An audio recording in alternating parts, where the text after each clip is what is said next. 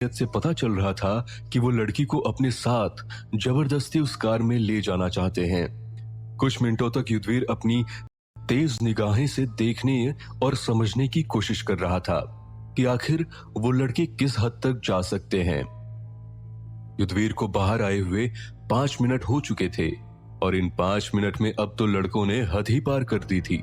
छीना झपटी करने के बाद उसमें से एक लड़के ने लड़की को अपने कांधे पर उठा लिया और कार की तरफ जाने लगा।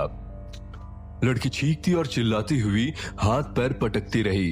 ये देखकर भी वहां खड़ा कोई भी इंसान उसकी मदद करने के लिए आगे नहीं बढ़ा था। युद्धवीर की नजरों में वो लड़के सारी हदें क्रॉस कर चुके थे। अब युद्धवीर को अपना फंडा अपनाना ही था। वो हवा की रफ्तार से उन लड़कों की तरफ बढ़ा और जूडो कराटे के नए नए पैंतरे बदलते हुए उन पर वार करने लगा। युद्धवीर के 2-4 वार से ही लड़के तिलमिला गए थे। उन खतरनाक लड़कों को बस 10 से 15 मिनट के बीच युद्धवीर ने धाराशाही कर दिया था। किसी के हाथ की हड्डी चटक गई थी तो कोई चल नहीं पा रहा था, किसी के नाक से खून बह रहा था तो कोई पड़ा हुआ दर्द से चीख रहा था। उन सब की हालत देखकर लड़की और भी डर गई। उसे लग रहा था कि कहीं इसमें से कोई गोली न चला दे, क्योंकि वो लड़की देख चुकी थी कि इसमें से किसी के पास रिवॉल्वर था।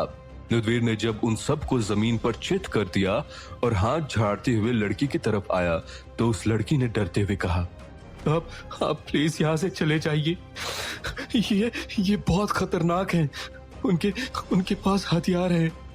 इन्हें आपके बारे में पता नहीं लगना चाहिए कि आप कौन हैं और कहाँ रहते हैं, वरना ये कुछ भी कर सकते हैं। प्लीज ये होश में आए इससे पहले आप चले जाइए। पर उस लड़की की बातों का युद्धवीर के ऊपर कोई असर नहीं हुआ।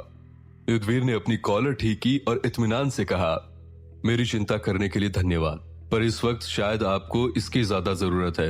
आप काफी घबराई हुई और डरी लग रही हैं। बताइए आप कहाँ रहती हैं? मैं आपको ड्रॉप कर दूंगा। और क्या ये लड़के आपको जानते हैं? अगर ऐसा कुछ है और आपको डर है कि ये लड़के आपके पीछे पीछे घर तक ना पहुंच जाए तो फिर आपको पुलिस कंप्लेन करवा देनी चाहिए। नहीं, आज से पहले मैंने इनको तो कभी देखा ही नहीं है। मैं तो बस इस रेस्टोरेंट में डिनर करने के लिए जा रही थी। ये अचानक मुझे यहाँ मिल गए और मेरे साथ जबरदस्ती करने लगे। ये सारा ड्रामा चल ही रहा था तभी अविका और रंभा भी बाहर आ गई। युद्धवीर उस लड़की से बात कर रहा था और वो दोनों उसके पीछे खड़ी थी, लेकिन ठीक उसी वक्त छेड़खानी से फटा हुआ उस लड़की का टॉप हवा में उड़ा और जैसे ही रंभा ने उसकी पीठ पर बना हुआ टैटू देखा तो उसके हाथ पैर ढीले हो गए। रंभा इतनी नर्वस हो गई थी कि ठीक से अपने बच्चे को भी नहीं पकड़ पा रही थी। तभी बगल में खड़ी अविका ने देखा और झट से बच्चे को संभालते हुए कहा, रंभा तुम ठीक तो हो? लाओ अपने बेटे को मुझे दो और खुद को संभालो। डरो मत, युद्धवीर सब कुछ हैंडल कर लेगा। तुम्हें पता है कि वो कहीं भी किसी तरह की कोई गलती बर्दाश्त नहीं कर सकता, तो वो वहां से भागता नहीं बल्कि उसका सामना करके उन लोगों को सुधारता है। शुरू से ही युद्धवीर की आदत है। और तुम इतना क्यों डर रही हो? देखो ना उन लड़कों का हाल, कैसे जमीन पर पड़े हुए हैं। रंभा ने खुद को मुश्किल से संभालते हुए कहा, अविका वो लड़की के पीठ पर टैटू। क्या टैटू? I mean, होगा टैटू। तुम इतनी चिंता क्यों कर रही हो? अविका प्लीज उस लड़की को रोको, प्लीज उसे रोको। बाद में मैं तुम्हें सब कुछ बताती हूँ। अविका भाग कर गई और भीड़ को अलग करते हुए कहा, युवी रंभा को उस लड़की से बात करनी है, उसे जाने मत दो। पर वो लड़की अभी तक खुद को संभालने में लगी हुई थी। जमीन पर पड़ी हुई अपनी सैंडल, पर्स और बाकी बिखरी हुई चीजों को उठाने में थी। कुछ ही देर में रंभा भी भागती हुई यहाँ आ गई और जब वो लड़की अपने पर्स को उठाकर सीधी खड़ी हुई और रंभा की नजर उससे मिली तो दोबारा पर्स उसके हाथ से छूट गया। वो कुछ बोल नहीं पा रही थी, बस दोनों एक दूसरे को देखते जा रहे थे। युद्धवीर और अविका समझ नहीं पा रहे थे कि रंभा इतनी परेशान क्यों है। शायद इस लड़की की ऐसी हालत उससे देखी नहीं जा रही है, इसीलिए डर गई है।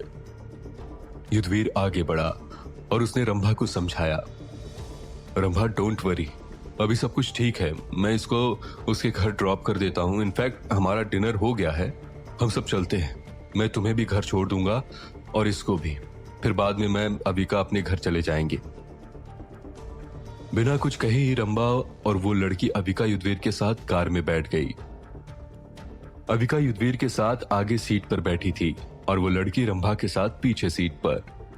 कुछ देर तक एक खामोशी दोनों के बीच थी, लेकिन थोड़ी ही देर बाद खामोशी को तोड़ते हुए रंभा की स्पष्ट आवाज अविका और युद्धवीर के कानों में पड़ी। मेनका, अगर घर से बाहर रहने का तेरा सपना पूरा हो गया हो तो मेरे साथ घर चल। उस लड़की ने नजर चुराते हुए कहा। कौन मेनका? मैं कोई मेनका वेनका नहीं हूं, मेरा नाम रमैया है।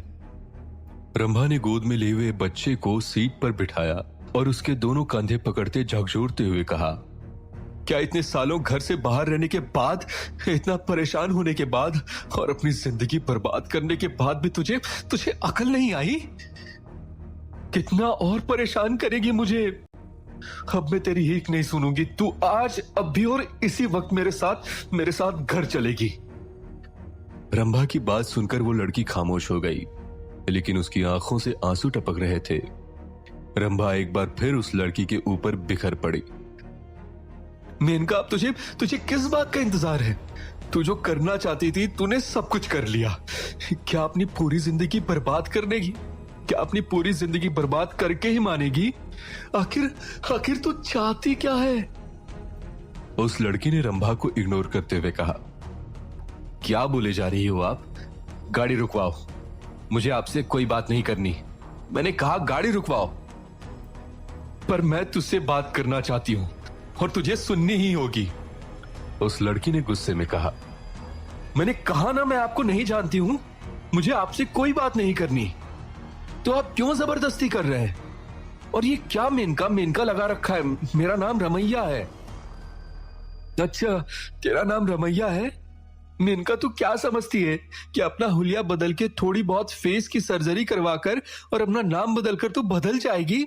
हाँ, तू बदल सकती है, दुनिया के लिए, दुनिया वालों के लिए, पर अपनी बड़ी बहन के लिए नहीं।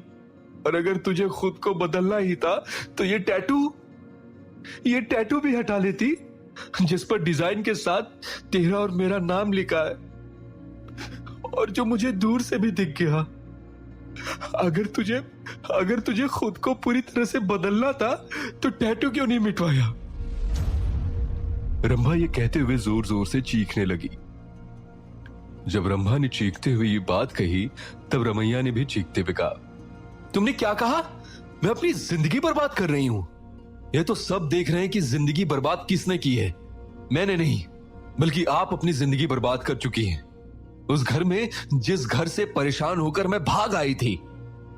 इस पर रंभा ने कहा, मेनका, मैं अपनी जिंदगी बर्बाद नहीं कर रही हूं, बल्कि अपने घर को बचाने के लिए कोशिश कर रही हूं। हमारी फैमिली के नाम पर मेरे पास जो कुछ भी है उसे संभालने की कोशिश कर रही हूं। परिस्थितियों से भागना सही नहीं है, परिस्थितियों से लड़के मुकाबला करना सही है, जो मैं कर रही हूं। और तुझे क्या लगता है, खुद को बदलकर तू मुझसे भाग जाएगी? शायद तू मुझसे भले ही भाग जाए, पर खुद से कभी भाग नहीं सकती मेनका। खुद को कितना भी बदल ले, हमारा मन कभी नहीं बदलता। हम सगी बहनें हैं, हमारा खून का रिश्ता है, हमारे बीच एक प्यार की डोर है। अगर मैं मर भी गई ना, तब भी वो डोर टूटेगी नहीं। बस मैं तुझे कहीं नहीं जाने दूंगी। तू आज और अभी मेरे साथ घर चलेगी। तो मेनका बोली, मैंने कहा ना कि मैं घर कभी नहीं जाऊंगी। जहां मेरी मम्मी का कोई बॉयफ्रेंड हो, उनका अफेयर चल रहा हो, आज जिस बच्चे को अपनी गोद में ले रखा है तुमने, जिसने इस पाप की निशानी को जन्म दिया है, मैं उसे अपनी मम्मी कभी नहीं कह सकती। मेनका ने इतना ही कहा कि रंभा ने जोर से एक चांटा उसके गाल पर चढ़ दिया। स्टॉप इट मेनका, जो एक शब्द भी बोला। अरे 2 साल से तूने एक बार भी पीछे मुड़ के देखा भी है कि हमारी फैमिली के साथ क्या क्या हुआ? तू जिसके बारे में ये सब बोल रही है वो भी इस दुनिया में नहीं है। 1 साल पहले ही मम्मी ये दुनिया छोड़ के जा चुकी है, और तू एक मरे हुए इंसान को भी नहीं छोड़ रही। और तूने जो किया वो सब क्या है? क्या वो सही है? अगर मम्मी गलत थी तो तूने भी तो उनके साथ गलत किया ना? मेनका ने जब इतना सुना तो वो शॉक्ड रह गई। ये सुनकर उसकी आंखों के सामने अंधेरा सा छा गया। वो कुछ भी बोल नहीं पा रही थी। जब युद्धवीर ने सारा माजरा समझा तो उसने गाड़ी साइड में लगाते हुए बंद कर ली। लेकिन अविका के लिए ये सारी बातें नहीं थी। अविका को अभी भी रंभा या उसकी फैमिली के बारे में कुछ भी नहीं पता था, और ये सुनना कि ये रंभा का नहीं बल्कि उसकी माँ का बेटा है, मतलब कि रंभा का भाई। अविका हैरान थी, पर उसकी बहन है ये बात तो युद्धवीर को भी पता नहीं थी। जब इतना सब कुछ हो गया तो अविका गाड़ी से उतरकर पीछे की सीट पर गई और रंभा को संभालने लगी। रंभा अभी भी रोए जा रही थी। मेनका भी बहुत परेशान थी और उसकी बातों से पता चल रहा था कि मेनका ने अपनी माँ के बारे में आज ही सुना है कि वो इस दुनिया में नहीं है, तो उसका भी सारा गुस्सा चकनाचूर हो गया था। अब पश्चाताप के आंसू उसकी आंखों से बहते जा रहे थे। उसे बहुत दुख हो रहा था कि उसकी माँ इस दुनिया में नहीं रही, और उसे इस बात का पता पूरे 1 साल बाद चला है। वो खुद को इस बात के लिए माफ नहीं कर पा रही थी। तभी अविका ने मेनका को समझाया, प्लीज अब तुम चुप हो जाओ। एक्चुअली मैं नहीं जानती कि आप दोनों के बीच क्या प्रॉब्लम है। इनफैक्ट मुझे अभी अभी पता चला है कि तुम रंभा की बहन हो और तुम दोनों के बीच बातों से काफी कुछ समझ चुकी हूँ, पर इतना कह सकती हूँ कि जो भी हुआ है बहुत गलत हुआ है। पर मेनका, इस वक्त तुम्हें खुद को और अपनी बहन को संभालना होगा। वो अकेले ही कितना सरवाइव कर रही है। मेरे ख्याल से तुम्हें उसका साथ देना चाहिए। रंभा को तुम्हारी जरूरत है। मैं नहीं जानती कि तुम घर से क्यों गई थी, लेकिन इस वक्त जो सिचुएशन है अब तुम्हें अपनी बहन का साथ देना ही चाहिए। तुम्हारा जो भी फैसला हो, मैं जबरदस्ती तो नहीं कर सकती, पर देखो अभी रात बहुत हो चुकी है। इस वक्त तुम रंभा के साथ अपने घर जाओ। मैं तुम दोनों को वहां ड्रॉप कर देती हूँ। कम से कम कुछ दिनों के लिए तो घर में रह ही सकती हो, और उसके बाद तुम्हें जो भी ठीक लगे वो करना। बोलो बोलो, क्या मैं तुम दोनों को घर छोड़ दूं? मेनका कुछ भी कह नहीं पा रही थी। उसने बस हाँ में सिर हिला दिया। जब रंभा ने देखा कि मेनका घर जाने के लिए तैयार है तो वो उसके गले लग गई। अविका ने युद्धवीर को इशारा किया कि वो चलकर इन्हें घर छोड़ दे। युद्धवीर ने गाड़ी स्टार्ट की और कुछ ही देर बाद रंभा के घर के बाहर पहुंच चुके थे। रंभा गाड़ी से उतरी और जैसे ही अपने भाई को उठाने लगी कि मेनका आगे बढ़ी।